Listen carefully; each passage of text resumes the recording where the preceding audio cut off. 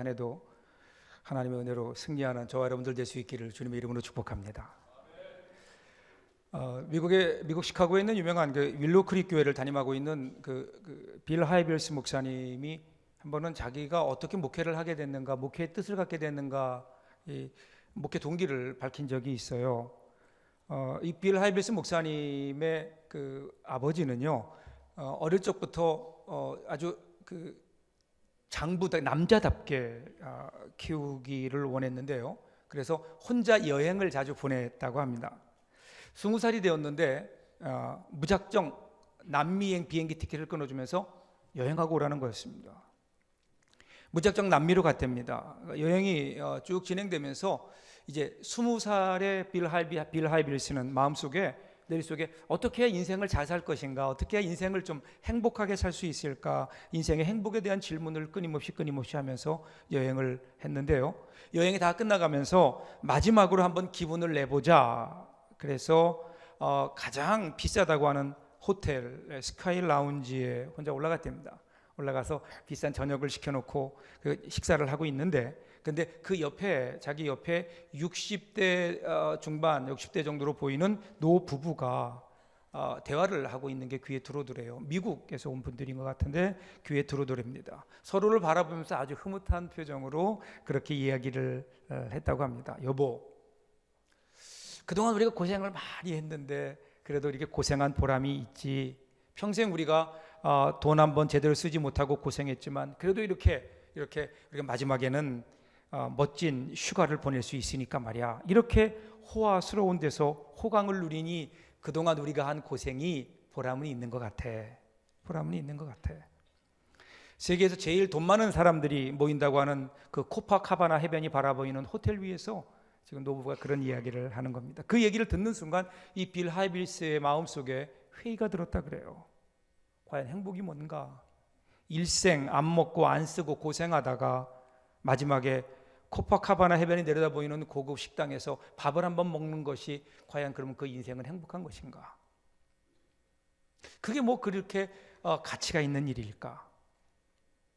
그날 밤 그는 숙소로 돌아와서 침대에 무릎을 꿇고 하나님 앞에 기도했다고 합니다. 하나님, 적어도 제 인생이 그렇게 가치 없는 인생으로 살길 원치 않습니다. 이보다는 뭔가 가치 있는 인생을 살아야 될 것 아닙니까? 이것보다는 더 영광스럽고 행복한 삶을 살기를 원합니다. 이것이 그 목사님의 목회를 시작하게 된 동기였다고 합니다. 이것이 빌 하이빌스 목사님만의 소원은 아닐 거예요. 사실 우리 모두의 소원이기도 하죠. 우리 모두가 다 진정으로 행복하기를 원합니다. 그런데 진짜 행복하는 사람은 별로 찾아볼 수가 없습니다. 왜 그럴까요? 왜 그럴까요? 혹시 우리가 행복이 무엇인가를 모르는 것은 아닐까요? 헛된 곳에서 행복을 찾고 있기 때문은 아닐까요? 그렇다면 진짜 행복은 과연 어디에 있을까? 진짜 행복은 무엇일까? 저는 이 질문에 대한 해답을 오늘 본문에서 한번 찾아보려고 합니다. 오늘부터 시작해서 2달 동안 주님께서 우리에게 주신 소위 팔복이라고 하는 8가지 행복을 하나하나 찾아보면서 하나님께서 우리에게 주신, 예수님께서 우리에게 가르쳐 주신 행복, 그 행복의 비결이 어디 있는지, 행복의 현 주소는 어디 있는지 같이 함께 저희들이 이 팔복 동산에 올라 보려고 합니다. 올 한 해 우리 교회의 표가요, 더 행복한 교회입니다.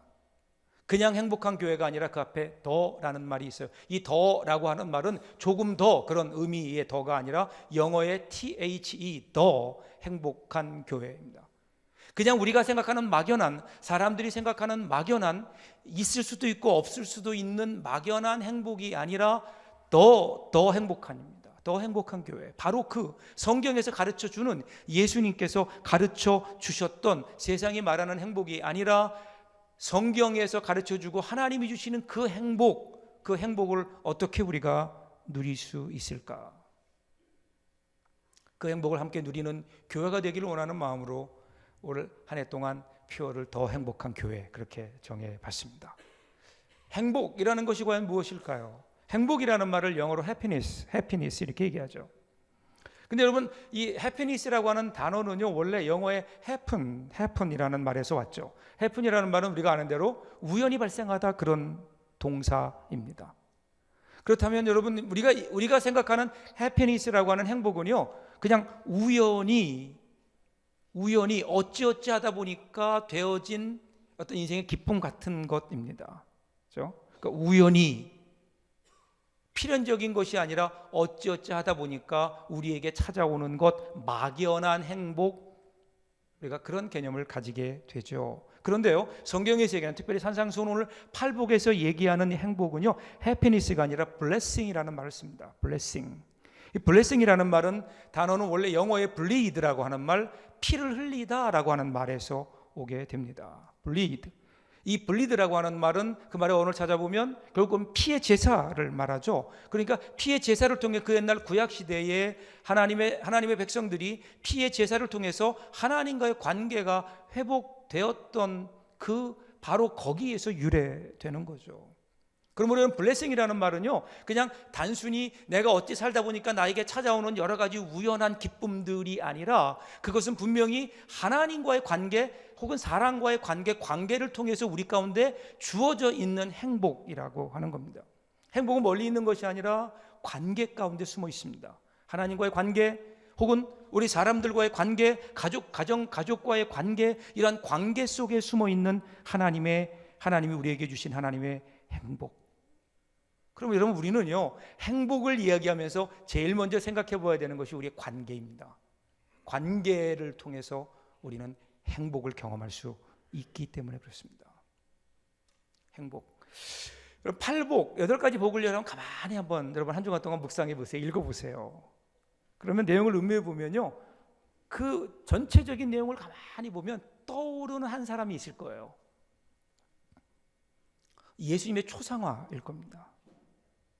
여러분, 우리가 가끔 보면요, 모자이크나 아니면은 스테인글라스나 이런 것들을 보게 되잖아요. 그러면 그 모자이크나 스테인글라스를 보면요, 작은 돌이나 작은 조각들로 이루어져 있죠. 가까이 가서 보면요, 아름다운 형형색색의, 그리고 다른 모양의 조각들과 그리고 유리들이 그 안에 있어요. 그래서 보면요, 그것을 보는 재미도 있어요.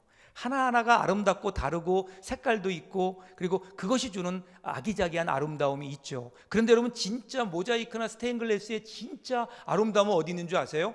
몇 발자국 뒤로 물러가서 전체를 보는 겁니다. 전체를 보면 작은 아름다움들이 모여서 큰 아름다움을 만들어내죠. 큰 아름다움을 만들어냅니다.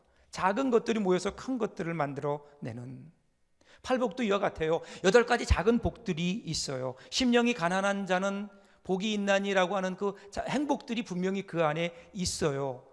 그런데 그것을 조금 더 뒤로 물러나서 크게 보면요, 팔복이라는 것을 하나로 보면, 그러면 그 하나가 그 8개의 복이 지향하는 한 점이 있습니다. 그것은 한 사람입니다. 한 사람의 인격입니다. 그것이 바로 예수님이죠. 예수님의 모습을 보세요. 예수님 모습을 보면 거기에 심령의 가난함이 있습니다. 애통함이 있습니다. 온유함이 있습니다. 의에 줄이고 목마름이 있습니다. 화평이 있고 의를 위해 핍박받은 흔적들이 있죠.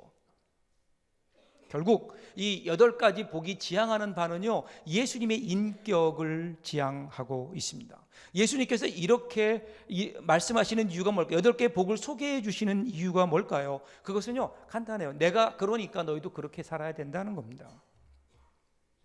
예수님이 팔복을 통해 예수님의 모습을 보여주시면서 나도 이렇게 살았으니 너희도 이렇게 살아야 되지 않겠느냐. 여러분, 예수 믿는 게 뭘까요? 예수 믿는다는 게 막연히 예수 믿고 천국 가고 천당에 가고 구원받고, 여러분, 이것이 오늘 우리 예수 믿는 믿음의 우리의 내용에 달하면 우리의 믿음은 너무 가난하잖아요. 빈약하잖아요. 성경은 분명히 우리에게 얘기합니다. 예수님을 영접하고 예수님의 자녀가 되는 것, 죄사함 받고 그리고 하나님의 자녀가 되고 예수를 믿게 되고 구원받은 하나님의 자녀가 된다는 것은 너무나 중요한 일이고, 하나님이 우리에게 준 첫 번째 가장 기본적인 축복입니다. 행복입니다. 그런데 그것보다 더 깊고 더 큰 행복이 있어요. 그것은 무엇입니까? 구원받은 하나님의 자녀들의 그 후의 삶이에요. 그 후의 삶은 뭘까요? 주님을 따라가는 겁니다. 주님을 닮아가는 겁니다. 주님의 모습을 우리 가운데 나타내는 겁니다. 이것이 여러분 오늘 이 땅을 살아가는 구원받은 하나님의 자녀들이 이 땅에 살아야 되는 지향점이고 목표가 아닐까요? 그렇다면 하나님 우리에게 팔복을 주신 이유는 뭘까요? 8가지 복, 행복을 우리에게 주신 이유는 바로 그것을 쫓아가다 보면 우리도 어느 순간 주님을 닮은 사람이 된다는 거예요. 주님을 닮은 사람. 올 한 해 동안 올해 1년이 지난 다음에 여러분들의 모습을 볼 때에 우리 모습 가운데 내가 주님을 닮은 모습들이 조금은 늘어났구나 이렇게 고백할 수 있다면 여러분 올 한 해는 정말 행복한 한 해가 될 겁니다. 근데 어떻게 예수님을 닮을 수 있을까요? 여러분 닮는 건 간단해요. 닮으려면요 서로 바라보아야 됩니다. 서로 바라보는 대상이 서로를 닮게 돼 있죠. 어느 시인이 바다와 하늘이 닮은 것은 서로 오랫동안 서로를 바라보았기 때문이다 이렇게 표현했습니다. 여러분 바다와 하늘은 땅과 하늘처럼 멀리 떨어져 있지만 가만히 보세요. 수평선을 보면 마치 맞닿아 있는 것 같지 않나요? 서로 그렇게 마주 보면서 서로를 마주 보다 보니까 바다가 하늘을 닮았다. 바다는 하늘색을 그대로 투영한 것처럼 시적인 표현이긴 하지만 분명히 의미가 있습니다. 이것이 바로 바라봄의 법칙입니다. 이것은요 사람들 사이도 마찬가지 아닐까요? 부부가 닮는다고 하죠. 가만히 보세요. 부부를 보면요 서로 말하는 것이나 행동하는 것이나 심지어 나중에 좀 오래 살다 보면요 얼굴도 비슷하게 변해가는 것을 보게 됩니다. 서로를 더 닮게 됩니다. 서로 바라보면 닮게 돼 있습니다. 그러면 하나님을 닮아가려면 어떻게 될까요? 하나님을 바라보아야 됩니다. 하나님을 바라보아야 되죠. 하나님 관계에서도 마찬가지입니다. 우리가 예수님 닮아가야죠. 세월이 흘러가면서 예수님이 자비로우신 것처럼 우리도 좀 자비로워야죠. 예수님의 긍휼하심처럼 우리도 예수님의 긍휼하심을 나타내야죠. 그러기 위해서는 어떻게 된다고요? 바라보아야 된다는 거예요. 바라보아야 되죠. 곧 주님과의 만남이 있어야 합니다. 주님과의 만남, 주님을 바라보는 것, 어떻게 우리가 하나님 만날 수 있을까요? 여러분 하나님은요 어디에나 계세요. 그래서 무소부지하시다 그러죠. 하나님은 어디에나 계십니다. 그런데 성경을 가만히 놓고 보세요. 과연 그러한가? 하나님은 어디에나 어느 장소나 어느 때나 계시는 분이심에는 틀림이 없지만, 그런데 하나님이 우리와 만나주시고 하나님이 우리 역사 가운데 들어오시고 그리고 하나님이 우리 가운데 오셔서 우리를 만나주시는 그것은 특별한 시간, 특별한 장소일 때가 많다는 겁니다. 한 시점에 그리고 한 장소에 하나님께서 집중해서 강하게 역사하실 때가 있습니다. 하나님께서 약속해 주신 그곳에 내가 있겠다라고 말씀하시며 그곳에서 우리를 만나주시는 하나님의 역사의 방법을 우리들이 성경을 통해 볼 수 있죠. 역대하 7장 14절 보세요. 내 이름으로 일컫는 내 백성이 그들의 악한 길에서 떠나 스스로 낮추고 기도하여 내 얼굴을 찾으면 내가 하늘에서 듣고 그들의 죄를 사하고 그들의 땅을 고칠지라. 하나님의 얼굴을 찾으라고 합니다. 악한 길에 떠나서 스스로 낮추고 기도하면서 무엇을 말할까요? 여러분 예배입니다. 예배 드리는 일들이죠. 진지한 마음으로 진실되게 하나님께 예배하면 예배하는 그 자리에 하나님께서는 우리의 마음을 열고 하나님의 얼굴을 구하며 하나님 앞에 진정으로 예배자로 설 때에 그때 하나님께서 거기에 우리와 함께 하시고 우리를 만나 주시고, 그러면 어떻게 우리는 그분을 마주 볼 수 있고 그분과 마주 볼 때 우리는 주님을 닮을 수 있잖아요. 여러분 이게 예배입니다. 예배는요 하나님을 바라보는 일입니다. 하나님과 마주보는 겁니다. 그 예배를 통해 우리는 거룩하신 하나님을 닮아갈 수 있습니다. 여러분 이것이 여러분 하나님께서 우리를 향한 기대가 아닐까요? 기대. 그러니까 여러분 거룩해지기 위해서 뭐 대단한 거 할 필요 없어요. 거룩해지기 위해서 내가 도덕적으로 몸부림칠 필요 없어요. 그 이전에 우리에게 정말 필요한 것은 전능하신 하나님 앞에 서는 겁니다. 진지한 예배자가 되십시오. 예배를 통해서 하나님의 은혜를 경험하고 그분의 영광의 광채를 한번 여러분 마음에 받아 보십시오. 예수님께서 우리 가운데 주시는, 하나님이 우리 가운데 주시는 그 은혜가 우리 가운데 각인되면 우리는 하나님의 영광과 거룩하심으로 주님 앞에 설 수 있지 않을까요? 여러분 이것이 바로 예배의 영광입니다. 예배는 만남입니다. 하나님을 닮아가는 통로입니다. 어느 분이요 예배의 행복을 바다에 비유해서 설명한 적이 있어요. 바다에 가보신 분 계십니까? 특별히 이쪽 서쪽에 있는 바다를 가면요 그럼 밀물과 썰물이 있죠. 썰물 때가 되면 어떻게 되나요? 물이 쫙 빠져요. 물이 빠지면 어떻게 되나요? 밑에 있었던 바다의 바닥이 그대로 드러나게 됩니다. 밑이 드러난 바다의 바닥을 보신 적이 있나요? 적나라하게 펼쳐집니다. 보이지 않았던 쓰레기들이 보이기 시작합니다. 누구 건지도 모르는 고무신짝들이 여기저기 돌아다니고요. 나무 조각들이 여기저기 흩어져 있으며 죽은 성게, 그리고 죽어가는 썩은 고기들의 그 악취들이 나기 시작합니다. 한마디로 쓰레기들입니다. 온갖 쓰레기들로 지저분해집니다. 바다에 물이 빠진 바다 밑바닥. 그런데요, 얼마 안 있다가 보면 이제 다시 물이 밀려오기 시작합니다. 밀물입니다. 해안가를 가득 채웁니다. 그러면요, 물이 빠졌을 때 보았던 온통 더러운 것들이 싹 없어지고요, 어디로 갔는지 자취도 없어지고요, 그리고 바다는 풍요로운 물결과 파도 소리에 바다의 신비를 다시 우리들에게, 신비의 멜로디를 들려주는 거죠. 예배의 행복이 이와 같다는 거예요. 여러분, 처음 우리가 예배 나올 때 우리의 마음이 어떤가요? 우리 마음이 세상에 여러 가지 세파에 시달리며 우리 마음속에 상처가 있죠. 우리 마음을 열어보면 겉으로는 괜찮은 것 같지만 마음속에 구멍이 여기저기 나 있지 않나요? 여기저기 찢겨져 있지 않나요? 마음은 온유로되 육신이 약하다며 이렇게 저렇게 우리가 비겁하게 변명하며 지었던 죄들이 우리 가운데 얼마나 많이 있나요? 우리의 마음을 열어보면 너무나도 냄새나고 더럽고 추한 모든 것들, 우리 그런 마음으로 주님 앞에 나왔는데 예배를 시작하면서 하나님의 보좌를 향해 두 손을 들기 시작합니다. 하나님 앞에 우리 죄를 고백하기 시작합니다. 하나님을 찬양하기 시작합니다. 하나님 말씀을 듣습니다. 그러면서 우리 가운데 밀려오는 하나님의 은혜가 있습니다. 찬양을 통해서, 기도를 통해서, 그리고 말씀을 통해서 우리 가운데 들려오는 하나님의 은혜가 있고요, 하나님의 메시지가 있고요, 하나님께서 우리에게 주신 행복이 우리 가운데 밀려오기 시작합니다.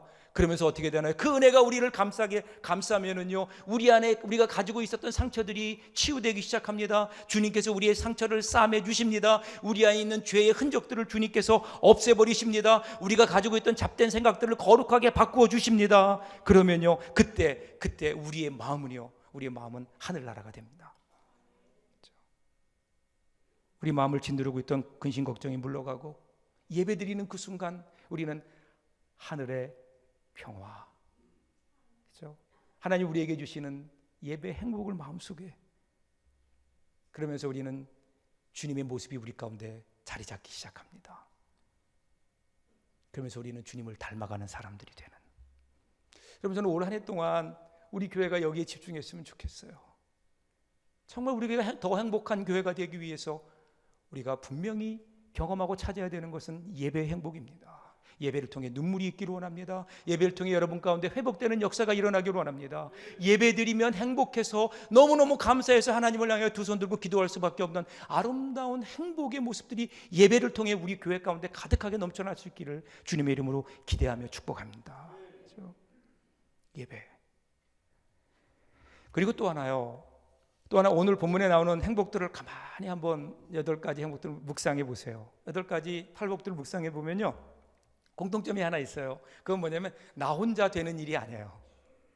나 혼자 되는 일이 아니에요. 가난한 심령 곧 겸손한 인격을 위해서는요, 내 안에 있는 교만을 깨야 되는 거죠. 교만을 깨야 돼요. 이 교만을 깬다고 하는 건 이웃과의 관계 속에서 겸손의 인격을 빚어갈 수 있는 겁니다. 긍휼 생각해 보세요. 긍휼은 언제 긍휼이 나요? 이웃을 불쌍히 여기는 겁니다. 용서할 수 없는 이웃을 용서하는 겁니다. 누가 필요합니까? 이웃이 필요하고 공동체가 필요한 거죠. 그러니까 나 혼자서 도 닦아서 되는 일이 아니라 이웃들과 함께 더불어서 만들어가는 공동작업이라는 거예요. 8가지 하나님이 우리에게 주신 복은요, 나 혼자 경험할 수 있는 것들도 그 가운데 있지만, 그러나 대부분의 경우를 보면 나 혼자가 아니라 함께 더불어 경험할 수밖에 없는 행복이라는 거예요. 오늘 우리가 이 함께 더불어 경험할 수 있는 행복을 잃어버리면 그럼 우리는 반쪽짜리 행복밖에는 가질 수가 없죠. 함께 해야 되는 행복인데 언제부턴가 우리는 이 행복을 혹시 잃어버리고 있는 것은 아닌가? 왜 그럴까요? 함께하는 게 쉽지 않아요. 함께하는 게 쉽지 않아요. 여러분, 고슴도치 딜레마라는 말을 아시나요? 고슴도치는 여러분 아신 대로 이렇게 아시죠? 고슴도치가 외로운 동물이에요. 다른 대부분의 동물들은 무리를 이루어 살고요, 그리고 특별히 장소를 이동할 때는 함께 다녀요. 그런데 고슴도치만 혼자 다닙니다. 그 이유는 뭘까요? 여러분 아시는 대로 바늘 때문에 그래요. 북미산 고슴도치에게는 약 3만 개의 바늘이 몸에 붙어 있답니다. 한번 상상해 보세요. 3만 개의 바늘이 쫙 붙어 있어요. 그러니까 그 많은 바늘이 어떻게 될까요? 가까이 가면 서로 찔러요. 그러니까 여러분 어쩌면 이 고슴도치의 비극은 고독을 즐겨서가 아니에요. 혼자 있기를 좋아해서가 아니에요. 같이 있고 싶은데 같이 가기만 하면 찔러요. 찌르고 그리고 내가 찔림을 당해요. 어쩔 수 없을 때가 있죠. 동물들이 본능에 따라 짝짓기 때가 되면 할 수 없이 여러분 그 다른 고슴도치에게 다가가는데, 그런데 여러분 그 다가감을 통해서 얼마나 많은 아픔이 있는지 아세요? 얼마나 많이 찔리고 찌르는지. 그 과정에서 서로에게 늘 상처를 주게 되죠. 그러니까 어떻게 돼요? 다시 혼자로 돌아올 수밖에 없는 그러한 외로움, 운명이 고슴도치의 딜레마입니다. 그런데 이 고슴도치의 딜레마가 여전히 우리 인간들에게도 있는 것은 아닌가. 여러분 심리학자의 통계를 보면요, 30세가 넘어가면 약 3만 개 이상의 상처를 갖는다고 해요. 우리의 의도와는 상관없이 우리가 받는 상처. 여러분 이 상처는 모르는 사람에게 상처받지 않아요. 대부분의 경우를 보면요, 아는 사람, 가까운 사람이에요. 옆집 아저씨가 뭐 어쩐다고 해서 내가 상처받을 일이 없어요.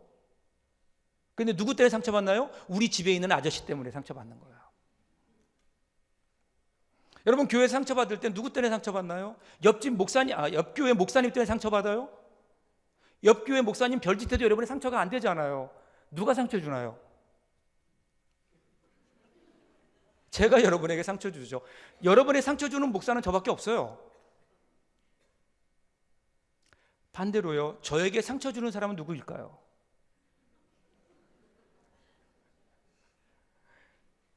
옆에 여러분 아영교회 교인들이 별짓 다 해도 저는 상처가 안 돼요. 근데 여러분들의 작은 것 하나가 저에게는 상처가 된다는 거예요. 여러분 왜 그럴까요?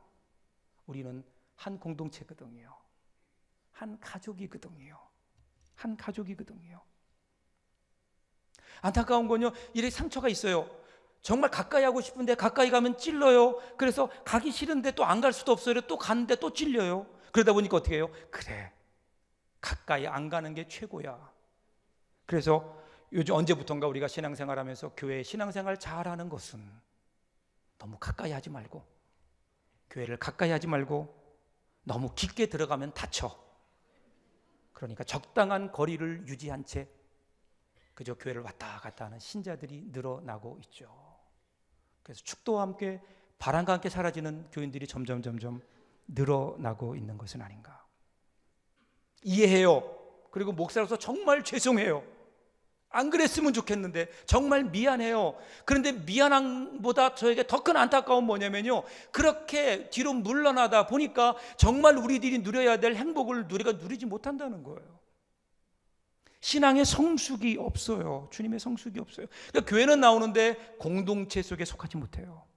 인생의 기쁨과 슬픔을 함께 나누고 삶의 역경과 그 삶의 인생의 여러 가지 문제들을 함께 나누면서 실패와 상처도 나누고 위로하고 격려하며 그로 말미암아 함께 일어나는 공동체가 되어야 되는데, 이것이 주님께서 우리 서북교회를 세우신 하나님의 의도일 텐데, 우리들이 이러한 상처 때문에 점점 뒤로 물러나고 있는 것은 아닌가. 여러분 저는 우리 교회가 함께하는 기쁨이 있는 아름다운 공동체가 될 수 있기를 주님의 이름으로 축복합니다. 그래야 우리가 세상을 향해 얘기할 수 있지 않겠어요? 세상에서 용서하지 못하는 것을 용서할 수 있는 사랑이 있는 교회, 여러분 그래야 우리 교회는 세상을 향하여 당당하게 우리 교회 와보라고 얘기할 수 있지 않을까요? 사랑하는 여러분, 이 땅에 사는 동안 가정이 너무 중요하죠. 가정 없이 어떻게 살 수 있겠어요? 그런데 여러분, 가정에서 우리는 사실 가장 큰 상처를 받잖아요. 그럼에도 불구하고 우리가 가정을 버릴 수 없는 이유는 어디 있을까요? 그것은 가정 안에 상처보다 더 큰, 상처를 치유하고도 남음이 있는 더 큰 사랑이 있고 더 큰 행복이 있기 때문이 아닐까요? 그렇다면 우리 교회도 마찬가지예요. 분명히 우리 교회도 여러분 상처들이 있을 수 있을 겁니다. 여러 가지 불협화음들이 있을 수 있을 겁니다. 그럼에도 불구하고 우리가 이거 교회를 포기할 수 없는 것은, 우리의 공동체를, 우리의 교제를, 우리의 서로 하나됨을 포기할 수 없는 이유는, 그렇게 될 때 거기에 주시는 하나님의 더 큰 은혜, 더 큰 사랑, 더 큰 행복이 그 안에 숨어 있기 때문에 결코 우리는 포기할 수 없는 거 아니에요? 여러분, 예수 믿고 구원받았다, 이 말의 의미가 뭘까요? 하나님의 가족이 되었다는 겁니다. 예수를 믿는 순간 우리는 하나님을 아버지로 고백하고요, 하나님을 아버지로 고백하는 형제와 자매입니다. 그래서 여러분, 교회에 나간다는 건물 안에 들어간다, 그런 의미가 아니에요.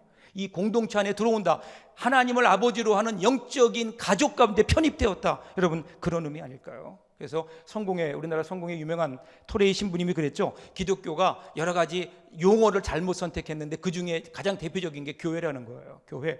우리 보통 서부 교회 할 때 교회를 보면 가르칠 교자에다 모일 회자 쓰죠. 가르칠 교자에다 모일 회자 쓰는데, 그런데요, 이분 얘기가 잘못됐다는 거예요. 가르칠 교자가 아니라 교통할 교자, 사귈 교자를 써야 된다는 거예요. 사귈 교자. 교회는 어떤 곳입니까? 뭘 가르치는 곳, 그러기도 하지만, 그러나 그보다 더 큰 의미는 서로 교제하는 곳, 서로 사귀는 곳, 서로 사귀는 곳. 사랑하는 여러분, 우리가 인생 홀로 걷기에는 너무나도 고독한 인생입니다. 우리 주위에 친구가 있어야죠. 우리의 친구. 여러분, 우리가 우리 인생에 여러 가지 어려움을 당하지만 그 어려움을 함께 해줄 수 있는, 인생의 먹구름이 올 때, 인생의 폭풍우가 우리 가운데 쏟아질 때에, 그때 여전히 내 편에서 나를 위로해주고 내 편이 돼주고 나에게 용기를 주고 나와 함께 걸어갈 수 있는 친구가 있다면, 그러면 우리 인생은 결코 외롭지 않을 겁니다. 그 친구들을 통해 우리가 많은 행복과 에너지를 얻을 수 있지 않을까요? 저는 우리 교회가 그런 교회가 되었으면 좋겠어요. 여러분 주위에 이런 친구들을 어디서 사귈 수 있을까요? 저는 교회밖에 없다고 생각해요. 여러분, 직장의 사무적인 관계로 만나는, 비즈니스 관계로 만나는 직장을 제외하고요, 일주일에 최소한 한 번 이상 얼굴을 마주쳐야 되는 그곳이 교회입니다. 이곳에서 왜 우리를 그렇게 만드셨을까? 이곳에서 좋은 친구 만들라는 거예요. 그렇죠? 정말 마음이 통하고 함께 기도할 수 있고 인생의 고통을 나눌 수 있는 인생의 나의 동역자들, 친구들을 우리 교회 안에서 만날 수만 있다면, 우리는 하나님이 주시는 그 귀한 행복, 더 행복한 교회, 여러분, 올 한 해 동안 우리가 만들어갈 수 있지 않을까요? 이 친구들을 얻을 수 있기를 바랍니다. 그러기 위해서 여러분, 마음을 좀 열어보세요. 마음은 닫고 있지 마세요. 여러분이 받을 상처도 있지만 그 상처와는 비교할 수 없는 10배, 20배, 아니 100배가 넘는 하나님의 행복이 그 안에 있다고요. 그러므로 마음을 좀 열어보세요. 닫힌 마음을 여시고요, 누가 나에게 친구가 되어주기를 바라기 전에 먼저 다가가서 친구가 되겠다고 손을 한번 내밀어 보십시오. 이런 과정을 통해서 우리 가운데 하나님께서 주시는 행복이 분명히 있을 겁니다. 여러분, 다음 주일부터 저는 이 일을 위해서 지난 10년 동안 기도해 왔습니다. 다음 주부터 저희 교회는 드디어 주일 오후에 이 소그룹 사역을 시작합니다. 구역 모임을 시작합니다. 여러분, 수백 명이 함께 모였다가 흩어지는 이 예배를 통해서는 진정한 만남을 기대할 수 없어요. 여러분들이 여러분의 마음을 열어놓고 작은 몇 명의 사람들이 모여서 함께 나누고 눈물로 기도하고, 그리고 내 삶 속에 있었던 것을 나누는 이 나눔의 장이 우리 가운데 없다면 어떻게 우리가 영적인 친구들을 사귈 수 있을까요? 다음 주부터 시작되는 우리 교회의 소그룹 사역이 구역 모임이 여러분들에게 그와 같은 아름다운 행복을 우리에게 주는 행복의 모임들 될 수 있기를 주님의 이름으로 축복합니다. 여러분, 유명한 그 작가 중에 스카트 팩이라는 분이 있죠. The Road Less Traveled라고 하는, 아직 다 가지 않은 길이라는 책을 썼던 유명한 분인데, 이분이 쓴 책 가운데 라삐의 선물이라는 재미있는 이야기 모임이 있어요. 모음집이 있어요. 거기에 보면요, 그 미국의 1900년대 중반에 진리를 갈망하는 젊은이들이 어떻게 하면 좀 더 이 세상에 하나님 말씀을 좀 실천하고 진리를 나누며 살 수 있을까 생각하다가 수도원을 한번 지어보자. 그래서 산속에 수도원을 짓고 공동생활을 시작합니다. 그래서 거기서 함께 생활하면서 공동체 생활을 하는 거예요. 처음에는 좋은 의도로 시작되는데 시간이 점점 흐르면서요, 서로 갈등과 불신이 쌓여지고 원망과 시비가 끊이지 않는 겁니다. 처음에 이상과는 다르게 그들 가운데 이런 불화의 삶이 일어나게 된 거죠. 그러면서 모였던 사람들이 하나둘 다 떠나요. 하나를 떠나요. 그리고 5명이 남습니다. 5명이 이제 남아서 마지막으로 이제 어떻게 할 건가, 이 스톤의 문을 닫을 것인가 아니면 계속할 것인가 고민하다가 그들이 이곳저곳 찾아다니면서 그 여러 가지 조언을 이제 구했던 사람 중에 가까운 곳에 그들이 존경하는 유대인 랍비가 한 명 있어요. 랍비에게 찾아갔습니다. 찾아가서 이야기합니다. 상황을 얘기하면서 이제 어떻게 해야 될지, 이제 문을 닫아야 될지 어떻게 해야 될지 고민되어서 마지막으로 왔다고.